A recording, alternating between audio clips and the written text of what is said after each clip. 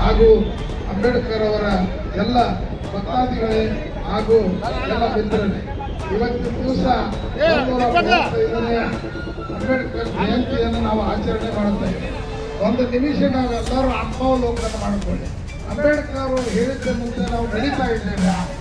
ಅಂಬೇಡ್ಕರ್ ಅವರು ಹೇಳಿರ್ತಕ್ಕಂಥ ಸೌಲಭ್ಯಗಳನ್ನು ಪಡೆದು ನಾನು ಸಮಾಜಕ್ಕಾಗಿ ಏನು ಮಾಡ್ತಾ ಇದ್ದೇನೆ ಅನ್ನೋದನ್ನು ನಾವು ನಮ್ಮಷ್ಟು ಆತ್ಮಾವಲೋಕನ ಮಾಡಬೇಕಾಗಿತ್ತು.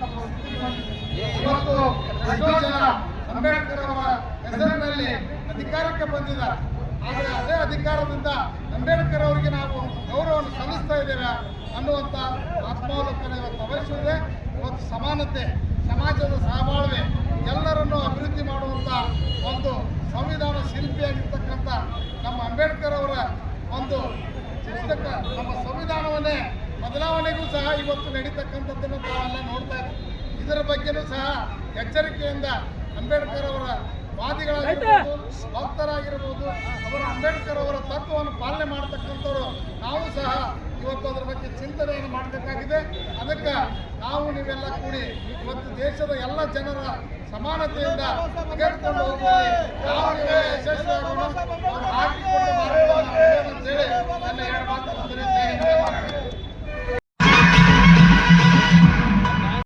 Doctor B R. ಅಂಬೇಡ್ಕರ್ ಸಂವಿಧಾನ ಶಿಲ್ಪಿಯಾಗಿರುವಂತಹ ಡಾಕ್ಟರ್ ಬಿ.ಆರ್. ಅಂಬೇಡ್ಕರ್ ಅವರ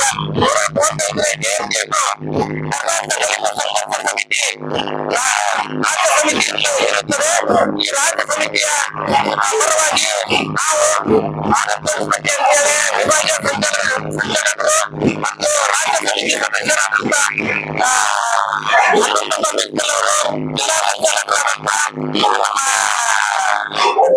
ಶಂಕರ್ ಬಂಡಾರಿ ಅವರು, ಇನ್ನುಳಿದ ನಮ್ಮ ಎಲ್ಲ ಸದಸ್ಯರು, ಕಾರ್ಯಕರ್ತರು ಇವತ್ತಿನ ದಿವಸ ಈ ಒಂದು ಅಂಬೇಡ್ಕರ್ ಜಯಂತಿಯಲ್ಲಿ ಭಾಗವಹಿಸಿ ಮಾಲಾರ್ಪಣೆ ಮಾಡುವ ಮೂಲಕ ಕಾರ್ಯಕ್ರಮವನ್ನು ಆಚರಣೆ ಮಾಡಿದ್ದೇವೆ. ಮತ್ತು ಈ ಒಂದು ಅಂಬೇಡ್ಕರ್ ಅವರ ಸಿದ್ಧಾಂತಗಳನ್ನ ಮತ್ತು ಪ್ರೊಫೆಸರ್ ಬಿ. ಕೃಷ್ಣಪ್ಪನವರ ಸಿದ್ಧಾಂತಗಳನ್ನ ಸಾರ್ವತ್ರಿಕವಾಗಿ ಗ್ರಾಮಗಳಿಗೆ, ನಗರಗಳಿಗೆ, ರಾಜ್ಯಾದ್ಯಂತ ತಲುಪಿಸುವಂತಹ ಕೆಲಸ ಕಾರ್ಯಗಳಲ್ಲಿ ದಲಿತ ಸಂಘರ್ಷ ಸಮಿತಿಯು ಕೆಲಸ ಮಾಡುತ್ತದೆ. ಬಡಬಗ್ಗರ, ದೀನದಲಿತರ, ಶೋಷಿತರ ಧ್ವನಿಯಾಗಿ ಇದು ಹೊರಹೊಮ್ಮುತ್ತದೆ. ಮತ್ತು ಈಗಾಗಲೇ ಅಂಬೇಡ್ಕರ್ ಸಿದ್ಧಾಂತಗಳನ್ನ ಎಲ್ಲರೂ ಕೂಡ ಎಲ್ಲ ನಾಯಕರಲ್ಲಿ ಇರ್ತಕ್ಕಂಥವರು ಅಂಬೇಡ್ಕರ್ ಅನುಯಾಯಿಗಳು ಇಂಥ ಒಂದು ಅಂಬೇಡ್ಕರ್ ಅವರ ಸಿದ್ಧಾಂತಗಳನ್ನ ಪಾಲನೆ ಮಾಡಿ ಎಲ್ಲರಿಗೂ, ಎಲ್ಲ ಸಮಾನತೆಗೂ ಎಲ್ಲರೂ ಒಂದೇ ಎಂಬ ಭಾವನೆಯನ್ನು ಎಲ್ಲರಲ್ಲಿ ಬಿತ್ತಬೇಕಂತೇಳಿ ಇವತ್ತಿನ ದಿವಸ ಅವರಲ್ಲಿ ಕೇಳಿಕೊಳ್ಳುತ್ತೇನೆ. Doctor B R. ಅಂಬೇಡ್ಕರ್ ಅವರ 135ನೇ ಜಯಂತ್ಯೋತ್ಸವದ ಅಂಗವಾಗಿ ನಮ್ಮ ಜಾತ್ಯತೀತ ಜನತಾದಳದ ವತಿಯಿಂದ ಇವತ್ತು ನಾವು ಅವರಿಗೆ ಗೌರವಾರ್ಪಣೆ ಮಾಡಿ ಅವರನ್ನು ನೀಡಿರ್ತಕ್ಕಂಥ ಎಲ್ಲ ತತ್ವಗಳನ್ನ, ನೀತಿಗಳನ್ನ ಪಾಲನೆ ಮಾಡಬೇಕು. ಇಡೀ ಜನರಿಗೆ ಅವರು ಕೊಟ್ಟಿರ್ತಕ್ಕಂಥ, ಅಂಬೇಡ್ಕರ್ ಅವರು ಕೊಟ್ಟಿರ್ತಕ್ಕಂಥ ಸಂವಿಧಾನದ ಎಲ್ಲ ಕಾರ್ಯಗಳು ರೂಪಕ್ಕೆ ಬರುವಂತೆ ನಮ್ಮ ಪಕ್ಷ ಬದ್ಧವಾಗಿರ್ತದೆ ಅಂತೇಳಿ ಈ ಸಂದರ್ಭದಲ್ಲಿ ಹೇಳ್ತಾ, ಸನ್ಮಾನ್ಯ ಅಂಬೇಡ್ಕರ್ ಅವರ ಜಯಂತಿ ಅಂಗವಾಗಿ ಎಲ್ಲರಿಗೂ ಶುಭಾಶಯಗಳನ್ನ ಈ ಸಂದರ್ಭದಲ್ಲಿ ಹೇಳ್ತೀನಿ. ಡಾಕ್ಟರ್ ಬಾಬಾ ಸಾಹೇಬ್ ಅಂಬೇಡ್ಕರ್ ಅವರ ಜನ್ಮ ದಿನಾಚರಣೆಯನ್ನ ಇವತ್ತು ರಾಷ್ಟ್ರಾದ್ಯಂತ ಮಾತ್ರ ಅಲ್ಲ, ಅಂತಾರಾಷ್ಟ್ರೀಯ ಮಟ್ಟ ಇಷ್ಟೇ. ಪ್ರತಿ ವರ್ಷ ಏಪ್ರಿಲ್ 14 ಬಾಬಾ ಸಾಹೇಬ್ ಜಯಂತಿ, ಡಿಸೆಂಬರ್ 6 ಅವರ ಮಹಾಪರಿನಿರ್ವಾಣ ದಿನ. ಇಷ್ಟು ಮಾತ್ರ ಮಾಡಿದರೆ ಸಾಕಾಗೋದಿಲ್ಲ. ಅವರ ಒಂದು ಕನಸೇನಿತ್ತು, ಅವರು ಎಳೆದುಕೊಂಡು ಬಂದ ರಥವನ್ನ ಮುಂದೆ ಎಳೆದುಕೊಂಡು ಹೋಗೋದು ನಮ್ಮ ನಿಮ್ಮೆಲ್ಲರ ಕಾರ್ಯ ಆಗಿದೆ, ಕಾಯಕ ಆಗಿದೆ, ಕರ್ತವ್ಯ ಆಗಿದೆ. ಆದ್ದರಿಂದ ಕಾರ್ಪಣ್ಯಗಳನ್ನು ಹುಟ್ಟು ಅನುಭವಿಸಿ ಆ ಸಿಟ್ಟನ್ನ ಹೋರಾಟವಾಗಿ ಪರಿವರ್ತನೆ ಮಾಡಿಕೊಂಡ್ರು. ಕ್ಷೌರ ಮಾಡಲಿಲ್ಲ, ಕುಡಿಲಿಕ್ಕೆ ನೀರು ಕೊಡ್ಲಿಲ್ಲ, ಓದುವ ಶಾಲೆಯಲ್ಲಿ ಮುಕ್ತ ಪ್ರವೇಶ ನೀಡಲಿಲ್ಲ. 1918ರಲ್ಲಿ ವಿದೇಶಿ ವ್ಯಾಸಂಗವನ್ನ ಮುಗಿಸಿ ಭಾರತಕ್ಕೆ ಬಂದ ನಂತರವೂ ಕೂಡ ಅದೇ ಅಪಮಾನ, ಅವಮಾನ, ಶೋಷಣೆ ಬಾಬಾ ಸಾಹೇಬರಿಗೆ ಎದುರಾಯಿತು. ವಿದೇಶಿ ವ್ಯಾಸಂಗ ಬ್ಯಾರಿಸ್ಟರ್ ಪದವಿ ಬಂದ ಮೇಲೆ ಕೂಡ ಭಾರತ ಬದಲೇ ಆಗಿಲ್ಲಲ್ಲ, ಅದೇ ಅವಮಾನ, ಅದೇ ಶೋಷಣೆ, ಅದೇ ಜಾತೀಯತೆ ಇನ್ನೂ ತುಂಬಿ ತುಳುಕ್ತಾ ಇದೆಯಲ್ಲ. ನಾನು ಅಮೆರಿಕ, ಲಂಡನ್ ಮುಂತಾದ ಪಾಶ್ಚಿಮಾತ್ಯ ದೇಶದಲ್ಲಿ ಇಷ್ಟು ವರ್ಷ ವಿದ್ಯಾಭ್ಯಾಸ ಮಾಡಿ ಅನುಭವಿಸಿದ ಅನುಭವ, ನಾವು ಅವರಷ್ಟು ಕಷ್ಟಪಡಕಂತೂ ಹಾಗಲ್ಲ, ಸಾಧ್ಯನೇ ಇಲ್ಲ. ಇವತ್ತು ಅವರು ಮಾಡಿಕೊಟ್ಟಂತ ನಮಗಾಗಿ ಬಾಳ್ಬೇಕನ್ನೋದು ಅವರ ಕನಸಾಗಿತ್ತು. ಆ ಕನಸನ್ನ ನನಸು ಮಾಡುವಂತ ನಾವೆಲ್ಲರೂ ಒಗ್ಗಟ್ಟಿನಿಂದ ಸಾಗೋಣ ಅಂತ ಹೇಳಿ ಈ ಎರಡು ನುಡಿ ನಮನಗಳನ್ನು ಅವರ ಪಾದಾರವಿಂದಗಳಲ್ಲಿ ಅರ್ಪಿಸಿ ನನ್ನ ಮಾತಿಗೆ ವಿರಾಮ ಕೊಡ್ತೇನೆ. ಬೋಲೋ ಭಾರತ್ ಮಾತಾ ಕಿ, ಡಾಕ್ಟರ್ ಬಾಬಾ ಸಾಹೇಬ್ ಅಂಬೇಡ್ಕರ್ ಅವರಿಗೆ. ನೋಡ, ನೀವು ಯಾವಾಗಾರ ಒಂದು ಬರೋದಿರುವಂತ ಕೈ ಚಪ್ಪಲ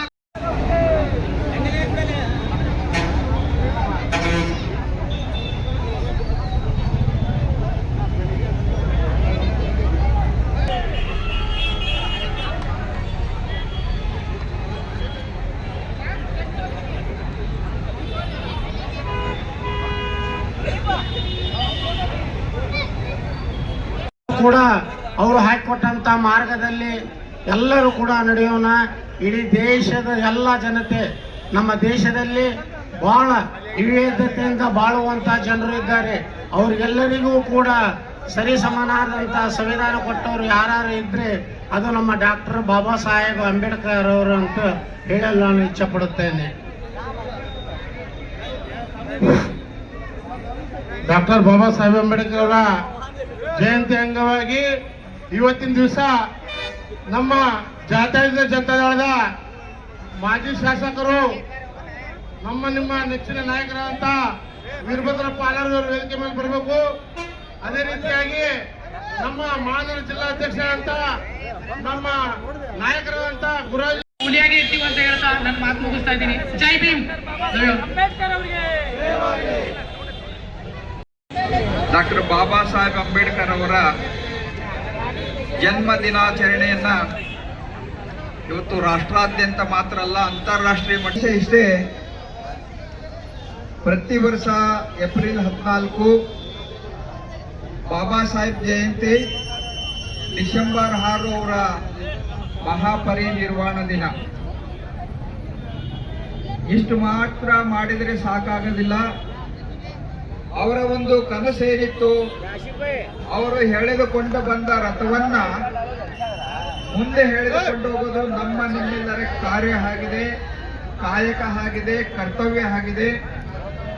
ಆದ್ದರಿಂದ ಕಾರ್ಪಣ್ಯಗಳನ್ನು ಹುಟ್ಟು ಅನುಭವಿಸಿ ಆ ಸಿಟ್ಟನ್ನ ಹೋರಾಟವಾಗಿ ಪರಿವರ್ತನೆ ಮಾಡಿಕೊಂಡ್ರು. ಕ್ಷೌರ ಮಾಡಲಿಲ್ಲ, ಕುಡಿಲಿಕ್ಕೆ ನೀರು ಕೊಡ್ಲಿಲ್ಲ, ಓದುವ ಶಾಲೆಯಲ್ಲಿ ಮುಕ್ತ ಪ್ರವೇಶ ನೀಡಲಿಲ್ಲ.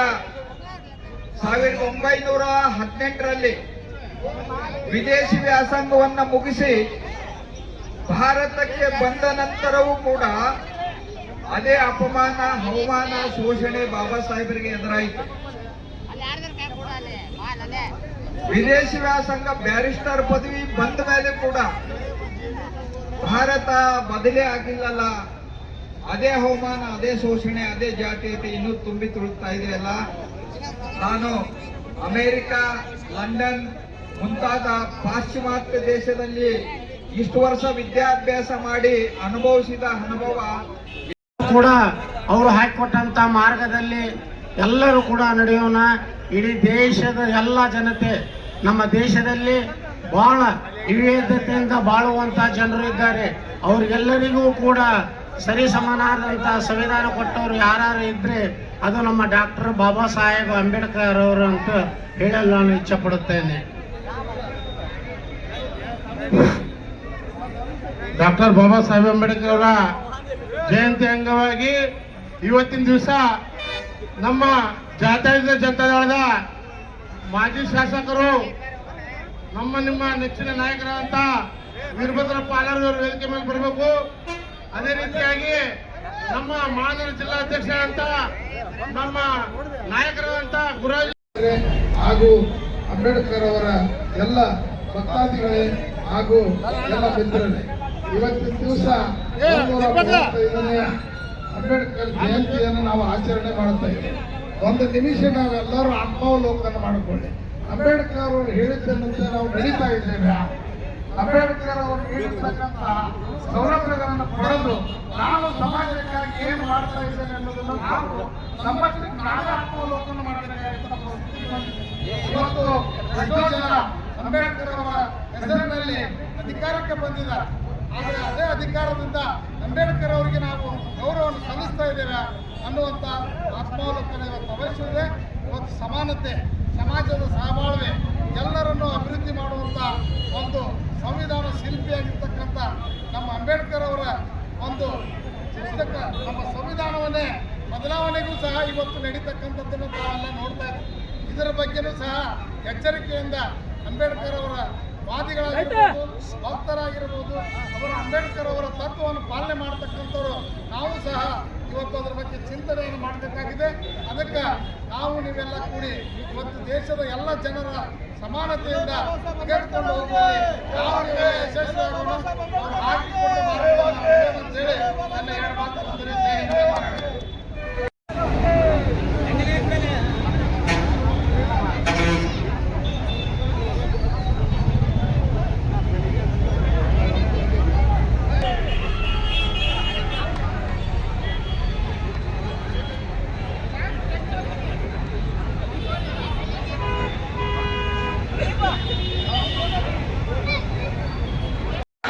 ನಾವು ಅವರಷ್ಟು ಕಷ್ಟಪಡಕಂತೂ ಹಾಗಲ್ಲ, ಸಾಧ್ಯನೇ ಇಲ್ಲ. ಇವತ್ತು ಅವರು ಮಾಡಿಕೊಟ್ಟಂತ ನಮಗಾಗಿ ಬಾಳ್ಬೇಕನ್ನೋದು ಅವರ ಕನಸಾಗಿತ್ತು. ಆ ಕನಸನ್ನ ನನಸು ಮಾಡುವಂತ ನಾವೆಲ್ಲರೂ ಒಗ್ಗಟ್ಟಿನಿಂದ ಸಾಗೋಣ ಅಂತ ಹೇಳಿ ಈ 2 ನುಡಿ ನಮನಗಳನ್ನು ಅವರ ಪಾದಾರವಿಂದಗಳಲ್ಲಿ ಅರ್ಪಿಸಿ ನನ್ನ ಮಾತಿಗೆ ವಿರಾಮ ಕೊಡ್ತೇನೆ. ಬೋಲೋ ಭಾರತ್ ಮಾತಾ ಕಿ, ಡಾಕ್ಟರ್ ಬಾಬಾ ಸಾಹೇಬ್ ಅಂಬೇಡ್ಕರ್ ಅವರಿಗೆ. ನೋಡ, ನೀವು ಯಾವಾಗಾರ ಒಂದು ಬರೋದಿರುವಂತ ಕೈ ಚಪ್ಪಲ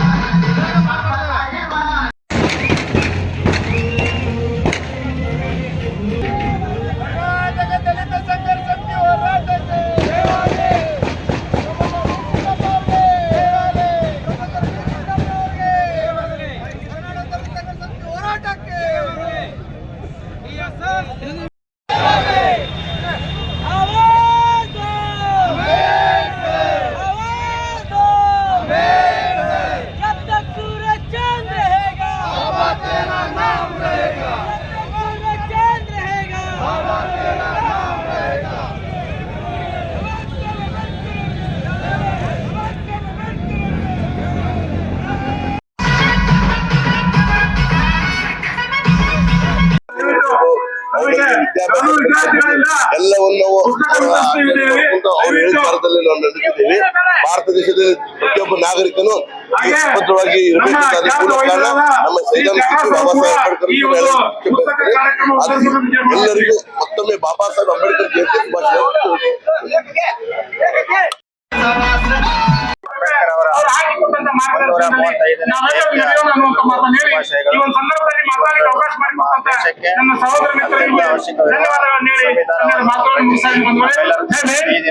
ವ್ಯವಸ್ಥೆಯಲ್ಲಿ ನಾವು ಒಂದು ಸಾಮಾಜಿಕವಾಗಿ, ಆರ್ಥಿಕವಾಗಿ ಎಲ್ಲ ರೀತಿಯಿಂದ ಕಾರ್ಯಕ್ರಮ ಉದ್ದೇಶಿಸಿ ಒಂದು ಧನ್ಯವಾದಗಳು ಹೇಳ್ತೀನಿ. ನಮಸ್ಕಾರ. ರಾಕೆಟ್ ಇಡೀ ಕರ್ನಾಟಕ ಅಪಾರ್ಟ್ ಫ್ರಮ್ ಹೊರಗಡೆ, ಕರ್ನಾಟಕದ ಬಿಟ್ಟು ಹೊರಗಡೆ ಕೂಡ ನಡೀತಾ ಇರತಕ್ಕಂಥ ಸಂಗತಿ ಬಂದಿದೆ.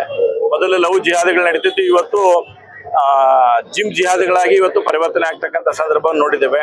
ಅದ್ರ ಜೊತೆಗೆ ಅನೇಕ ಕಾಲೇಜ್ನಲ್ಲಿ ಕೂಡ ಲವ್ ಜಿಹಾದಿಗಳು ನಡೆದಿರ್ತಕ್ಕಂಥ ಸಂಗತಿಗಳು ನೋಡ್ತಾ ಇದ್ದೇವೆ. ಡ್ರಗ್ಸ್ ಮಾಫಿಯಾ ಬಹಳ ದೊಡ್ಡ ಪ್ರಮಾಣದಲ್ಲಿ ಹುಬ್ಳಿಯಲ್ಲಿ ಆಗ್ತಿರ್ತಕ್ಕಂಥ ಸಂಗತಿಯನ್ನು ಕೂಡ ನಾವು ನೋಡ್ತಾ ಇದ್ದೇವೆ. ಹೀಗಾಗಿ ಇವತ್ತು ಜನನೂ ಎಚ್ಚೆತ್ತುಕೊಳ್ಬೇಕಾಗೈತಿ, ಸರ್ಕಾರನೂ ಇದ್ರ ಬಗ್ಗೆ ಎಚ್ಚೆತ್ತುಕೊಳ್ತಕ್ಕಂಥ ಕೆಲಸ ಮಾಡ್ಬೇಕು. ಇವತ್ತು ವಿನಾಕಾರಣ ಯಾರನ್ನೋ ಉಳಿಸುವಂತ ಹಂತಕ್ಕೆ ಹೋಗಿ ಅದಕ್ಕೆ ಯಾರು ಬಲಿ ಆಗ್ಬಾರ್ದು ಅನ್ನೋದನ್ನು ಕೂಡ ನಾನು ಈ ಸಂದರ್ಭದಲ್ಲಿ ಹೇಳಕ್ ಇಷ್ಟಪಡ್ತೀನಿ. ಮತ್ತು ಹಿಂದೂ ಸಮಾಜದ ಸಹನೆಯನ್ನು ಪರೀಕ್ಷೆ ಮಾಡಬೇಡ್ರಿ ಅನ್ನುವಂಥ ವಿನಂತಿಯನ್ನು ಕೂಡ ಈ ಸಂದರ್ಭದಲ್ಲಿ ಮಾಡ್ತೇನೆ. ಯಾಕಂದ್ರೆ ಎಲ್ಲರಿಗೂ ಕೂಡ ತನ್ನದೇ ಆಗಿರ್ತಕ್ಕಂಥ ಒಂದು ಸಹನೆ ಇತಿಮಿತಿ ಅನ್ನುವಂಥದ್ದು ಇರುತ್ತೆ. ಯಾವ್ದೋ ಕ್ರಾಸ್ ಆಯ್ತಂತಂದ್ರೆ ಮುಂದಾಗ್ತಕ್ಕಂಥ ಅನಾಹುತಕ್ಕೆ ಸರ್ಕಾರ ಮತ್ತು ಇಲಾಖೆನೇ ನೇರವಾಗಿರ್ತಕ್ಕಂಥ ಹೊಣೆ ಆಗುತ್ತೆ. ನೋಡಿ, ಯಾರು ಸರ್ಕಾರದ ಪರವಾಗಿರ್ತಕ್ಕಂಥ ಒಬ್ಬ ವ್ಯಕ್ತಿಗಳು ಕೂಡ ಇನ್ನೂ ಇವತ್ತು ಅದ್ರ ಬಗ್ಗೆ ರಿಯಾಕ್ಷನ್ ಮಾಡ್ತಾ ಇಲ್ಲ. ಯಾಕಂದ್ರೆ ವೋಟ್ ಬ್ಯಾಂಕ್ ಪಾಲಿಟಿಕ್ಸ್ ಅಲ್ಪಸಂಖ್ಯಾತರ ತುಷ್ಟೀಕರಣ ನೀತಿ ಅನುಗುಣವಾಗಿ ಅವ್ರು ಮಾಡ್ಕೊಳ್ಳುವಂತ ಪ್ರಯತ್ನ ಆಗ್ತಾ ಇದ್ದಾರೆ. ಆದ್ರೆ ನಾನು ಎಲ್ಲರಿಗೂ ವಿನಂತಿ ಮಾಡ್ತೇನೆ, ಈ ರೀತಿಯಾಗಿರ್ತಕ್ಕಂಥ ಸಂದರ್ಭಗಳು ಬಂದಾಗ ಎಲ್ಲರೂ ಒಟ್ಟಾಗಿ ಒಂದಾಗಿ, irrespective of party, irrespective of cost, ಪ್ರತಿಯೊಬ್ರು ಕೂಡ ಬಂದು ನಿಂತು ಇದಕ್ಕೆ ಕೈಗೂಡಿಸ್ತಕ್ಕಂಥ ಕೆಲಸವನ್ನು ಮಾಡಬೇಕು. ಆ ರೀತಿ ಯಾರು ವಿಕ್ಟಿಮ್ಗಳಾಗಿದ್ದಾರೆ ಅವ್ರಿಗೆ ಧೈರ್ಯ ತುಂಬತಕ್ಕಂಥ, ಅವ್ರಿಗೆ ಧೈರ್ಯವನ್ನು ಹೇಳ್ತಕ್ಕಂಥ ಕೆಲಸವನ್ನ ನೀವೆಲ್ಲರೂ ಕೂಡ ಮಾಡುವಂತ ಪ್ರಯತ್ನ ಆಗಬೇಕು.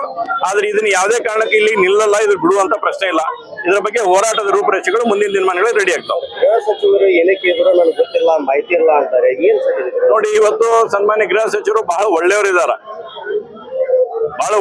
ಎಷ್ಟು ಒಳ್ಳೆಯವರು ಇದಾರೆ ಅಂದ್ರೆ ನನಗೆ ಗೊತ್ತಿಲ್ಲ ಅಂತಕ್ಕಂಥ ಅಷ್ಟೊಂದು ರೀತಿಯಲ್ಲಿ ಇವತ್ತು ಒಳ್ಳೆಯವರು ಇದ್ದಾರೆ. ಹೀಗಾಗಿ ಆ ಒಳ್ಳೆತನವನ್ನು ದಯವಿಟ್ಟು ಅವ್ರು ಬಿಡಬೇಕು. ಒಬ್ಬ ಹೋಮ್ ಮಿನಿಸ್ಟರ್, ಗೃಹ ಸಚಿವರು ಅಂತಕ್ಕಂಥ ನೆನಪಿಟ್ಟುಕೊಂಡು ಸರಿಯಾಗಿ ದಬಾಯಿಸ್ತಕ್ಕಂಥ ಕೆಲಸವನ್ನು ಮಾಡ್ಬೇಕನ್ನೋಂತ ವಿನಂತಿಯನ್ನ ಮಾನ್ಯ ಗೃಹ ಸಚಿವರನ್ನ ಮಾಡ್ತೇವೆ. ಆಯೋಜನೆ ಮಾಡ್ತೀವಿ. ಇದಕ್ಕೆಲ್ಲ ನಮ್ಮ ಇಡೀ ಹುಬ್ಬಳ್ಳಿ ಧಾರವಾಡ ಸಮಾಜ ಮುಖಂಡರು ನಿಲ್ಬೇಕಂತ ಕೇಳ್ತಾ ಇದ್ದೀನಿ. 135ನೇ ಜನ್ಮದಿನವನ್ನ ಇಡೀ ದೇಶಾದ್ಯಂತ, ಇಡೀ ವಿಶ್ವದಾದ್ಯಂತ ಇವತ್ತು ಆಚರಣೆಯನ್ನ ನಾವು ಮಾಡ್ತಾ ಇದ್ದೇವೆ. ಡಾಕ್ಟರ್ ಬಾಬಾ ಸಾಹೇಬ್ ಅಂಬೇಡ್ಕರ್ ಅವರು ಬರೆದುಕೊಟ್ಟಿರ್ತಕ್ಕಂಥ ಸಂವಿಧಾನ ಇವತ್ತು ಇಷ್ಟು ಅದ್ಭುತವಾಗಿರ್ತಕ್ಕಂಥ ಸಂವಿಧಾನ ಅಂದ್ರೆ, ಜಗತ್ತಿನಲ್ಲಿ ಅತಿ ಶ್ರೇಷ್ಠವಾಗಿರ್ತಕ್ಕಂಥ ಸಂವಿಧಾನ ಅಂದ್ರೆ ಡಾಕ್ಟರ್ ಬಾಬಾ ಸಾಹೇಬ್ ಅಂಬೇಡ್ಕರ್ ಅವರು ನಮ್ಮ ಭಾರತ ದೇಶಕ್ಕಾಗಿ ವಿಶೇಷವಾಗಿ ತಮ್ಮ ಎಲ್ಲ ಆಸ್ತಿಗಳನ್ನ ಇಟ್ಕೊಂಡು ಬರೆದಿರ್ತಕ್ಕಂಥ ಸಂವಿಧಾನ ಅತಿ ಶ್ರೇಷ್ಠವಾಗಿರ್ತಕ್ಕಂಥ ಸಂವಿಧಾನ ಅನ್ನುವಂಥದ್ದನ್ನು ಕೂಡ ನಾವು ಎಲ್ಲರೂ ನಂಬ್ತೇವೆ. ಇವತ್ತು ಅದೇ ಸಂವಿಧಾನದಲ್ಲಿ ಏನು ಅಂಬೇಡ್ಕರ್ ಅವರು ಬರೆದಿರ್ತಾರೆ, ಅದರ ಅನುಗುಣವಾಗಿ ಇವತ್ತು ಒಬ್ಬ ಛಾಯೆ ಮಾರ್ತಕ್ಕಂಥ ವ್ಯಕ್ತಿನೂ ಕೂಡ ಈ ದೇಶದ ಪ್ರಧಾನಮಂತ್ರಿ ಆಗ್ಲಿಕ್ಕೆ ಸಾಧ್ಯ. ಬುಡಕಟ್ಟು ಜನಾಂಗದಿಂದ ಬಂದಿರತಕ್ಕ ಒಬ್ಬ ಮಹಿಳೆ ಈ ದೇಶದ ರಾಷ್ಟ್ರಪತಿ ಆಗ್ಲಿಕ್ಕೆ ಸಾಧ್ಯ. ಇದಕ್ಕೆಲ್ಲದಕ್ಕೂ ಕಾರಣ ಅಂದ್ರೆ ಡಾಕ್ಟರ್ ಬಾಬಾ ಸಾಹೇಬ್ ಅಂಬೇಡ್ಕರ್ ಅವರು ಬರೆದಿರ್ತಕ್ಕಂಥ ಸಂವಿಧಾನ ಅನ್ನುವಂಥ ನಾವೆಲ್ಲರೂ ನೆನಪಿಟ್ಕೋಬೇಕಾಗುತ್ತೆ. ಅಂಬೇಡ್ಕರ್ ಅವರ ಹಾಕಿಕೊಟ್ಟ ಮಾರ್ಗದಲ್ಲಿ ಇವತ್ತು 100% ಆಗಿ ನಡೀತಕ್ಕಂಥ ಕಾರ್ಯವನ್ನ ಈ ದೇಶದ ಪ್ರಧಾನಮಂತ್ರಿಗಳಾಗಿರ್ತಕ್ಕಂಥ ನರೇಂದ್ರ ಮೋದಿಜಿ ಅವರ ನೇತೃತ್ವದಲ್ಲಿ ನಡೀತಾ ಇದೆ. ಇವತ್ತು ಕಾಂಗ್ರೆಸ್ ಒಂದ್ ಕಡೆ ತನ್ನ ಅನೇಕ ಸಂದರ್ಭದಲ್ಲಿ ಅಂಬೇಡ್ಕರ್ ಅವರನ್ನು ವೋಟ್ ಬ್ಯಾಂಕ್ ಆಗಿ ಪರಿವರ್ತನೆ ಮಾಡಲಿಕ್ಕೆ ಪ್ರಯತ್ನ ಮಾಡ್ತಕ್ಕಂಥ ಸಂದರ್ಭವನ್ನು ನೋಡಿದ್ದೇವೆ. ಆದ್ರೆ ಅಂಬೇಡ್ಕರ್ ಅವರಿಗೆ ಕೊಟ್ಟಿರ್ತಕ್ಕಂಥ ಬಳುವಳಿ ಏನಂತಂದ್ರೆ ಒಂದು ಶೂನ್ಯವಾಗಿರ್ತಕ್ಕಂಥ ಬಳುವಳಿಯನ್ನು ಇವತ್ತು ಅವ್ರು ಕೊಟ್ಟಿದ್ದಾರೆ. ಹೀಗಾಗಿ ಇವತ್ತು ಭಾರತೀಯ ಜನತಾ ಪಾರ್ಟಿ NDA ಸರ್ಕಾರ ಬಂದ್ಮೇಲೆ ಪ್ರಮುಖ 5 ಸ್ಥಳಗಳನ್ನ ಇವತ್ತು ಅಭಿವೃದ್ಧಿ ಮಾಡ್ತಕ್ಕಂಥ ಕೆಲಸವನ್ನ ಈ ದೇಶದ ಪ್ರಧಾನಮಂತ್ರಿಗಳಾಗಿರ್ತಕ್ಕಂಥ ನರೇಂದ್ರ ಮೋದಿ ಅವರು ಒಂದು ದಿಟ್ಟ ನಿರ್ಧಾರವನ್ನು ತೆಗೆದುಕೊಂಡಿದ್ದಾರೆ. ಅಷ್ಟೇ ಅಲ್ಲ, ಇವತ್ತೇನು ಅವರ ಕನಸಿತ್ತು ಆ ಕನಸನ್ನ ನೆನಸು ಮಾಡುವಂತ ನಿಟ್ಟಿನಲ್ಲಿ ನರೇಂದ್ರ ಮೋದಿ ಅವರು ಮುನ್ನುಗ್ತಾ ಇದ್ದಾರೆ ಅಂತಕ್ಕಂಥ ಮಾತನ್ನು ಈ ಸಂದರ್ಭದಲ್ಲಿ ಹೇಳಕ್ಕೆ ಇಚ್ಛೆಪಡ್ತೇನೆ. ಲವ್ ಜಿಹಾದ್ ಕೇಸ್ಗಳು ಹೆಚ್ಚಿಗೆ ಆಗ್ತಾ ಇದೆ. ಮೊನ್ನೆ ಕೊಪ್ಪಳದಲ್ಲಿ ಒಂದಾಯ್ತು. ಏನಂತ ಇದೆ ಸರ್ಕಾರ?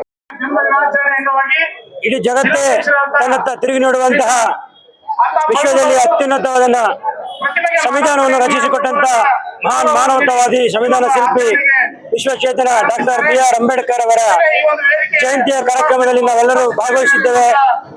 ಶೋಷಿತ ವರ್ಗದ ಧನಿಯಾಗಿ ಜಾತಿ, ವರ್ಗ, ಲಿಂಗ ತಾರತಮ್ಯವನ್ನು ನಿವಾರಿಸಿ ಸಮಾಜದ ಕಡೆ ವ್ಯಕ್ತಿಗೂ ಕೂಡ ಗೌರವಯುತವಾದ ಬದುಕನ್ನು ಕಟ್ಟಿಕೊಳ್ಳಲು ಅವಕಾಶ ಮಾಡಿಕೊಟ್ಟಂತ ಡಾಕ್ಟರ್ BR ಅಂಬೇಡ್ಕರ್ ಅವರ ಜೀವನ ಸಾಧನೆ ಮತ್ತು ಆದರ್ಶಗಳನ್ನು ಇಡೀ ವಿಶ್ವವೇ ಕೊಂಡಾಡುತ್ತದೆ. ಇಂತಹ ದೇಶದಲ್ಲಿ ಹುಟ್ಟಿದಂತ ನಾವೆಲ್ಲರೂ ಧನ್ಯರು. BR ಅಂಬೇಡ್ಕರ್ ಅವರ ಆದರ್ಶಗಳನ್ನು ನಾವು ಕೆಲಸದ ಸ್ಥಳದಲ್ಲಿ, ವೃತ್ತಿ ಜೀವನದಲ್ಲಿ ಮತ್ತು ಬದುಕಿನಲ್ಲಿ ಅಳವಡಿಸಿಕೊಂಡಿದ್ದೇ ಆದರೆ ನಿಜವಾಗಿಯೂ ಅವರು ಅವರ ಜಯಂತಿಯನ್ನು ಆಚರಣೆ ಮಾಡಿದ್ದಕ್ಕೂ ಸಾರ್ಥಕವಾಗ್ತದೆ ಅಂತ ಮಾತನ್ನು ಹೇಳ್ತಾರೆ. ಬಹುಶ್ರೇಷ್ಠವಾದಂತಹ ಸಂವಿಧಾನವನ್ನು ನೀಡುವುದರ ಜೊತೆಗೆ ಭಾರತ ದೇಶದ